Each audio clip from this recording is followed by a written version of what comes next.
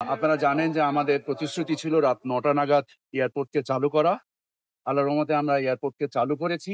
গতকাল 2:15 নাগাদ এখানে একটা বিধ্বংসী আগুনের সৃষ্টি হয় এবং আমাদের 37টা ফায়ার ব্রিগেড ইউনিট এবং আমাদের army, navy, answer, specially fire brigade সকলে মিলে আমরা রাত 8:30 পৌনে 9টা নাগাদ আগুন সম্পূর্ণ নিয়ন্ত্রণে আনতে আল্লাহর রহমতে সক্ষম হই।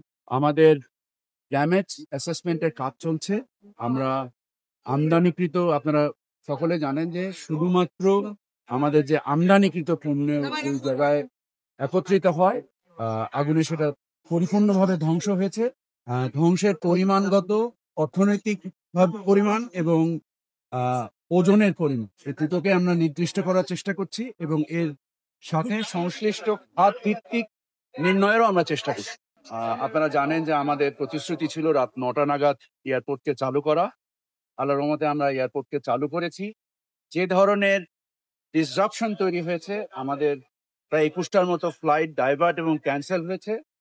আমরা যাত্রী সাধারণের কষ্টকে লাঘব করার জন্য আমরা একটা অর্ডার ইস্যু করেছি, যার মাধ্যমে আগামী 3 দিন যত নন শিডিউল এক্সট্রা ফ্লাইট আসবে তার সমস্ত রকম মাশুল এবং তার সমস্ত রকম খরচ আমরা মওকুফ করে দিই, যার ফলে যাদের ভিসা জটিলতার কারণে বিদেশ যাওয়ার ক্ষেত্রে এবং যাদের বিভিন্ন মানে প্রয়োজনে, চাকরির প্রয়োজনে, চিকিৎসার প্রয়োজনে, আত্মীয় স্বজনের সাথে দেখা সাক্ষাতের প্রয়োজনে যে সংকটটা তৈরি হয়েছে সেটা উত্তরণের উদ্দেশ্যে আমরা কাল রাত 9:10 আমাদের প্রথম ফ্লাইট অবতরণ করে এখানে।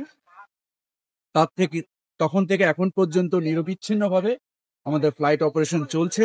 আপনাদের সাথে কথা বলার পরে আমরা যাত্রী সাধারণ যারা ভিতরে ছিলেন তাদের খাওয়া দাওয়া, হোটেল থেকে শুরু করে তাদের সেবা শুশ্রূষা নেওয়ার আমরা প্রয়োজনীয় সকল ব্যবস্থা করেছি এবং তারপরেও কিছু কিছু ব্যত্যয় থেকে যেতে পারে আমাদের প্রচেষ্টার পরেও, কারণ আমরা একত্রিতভাবে অনেকগুলো ইস্যু আমাদেরকে হ্যান্ডেল করতে হয়েছে।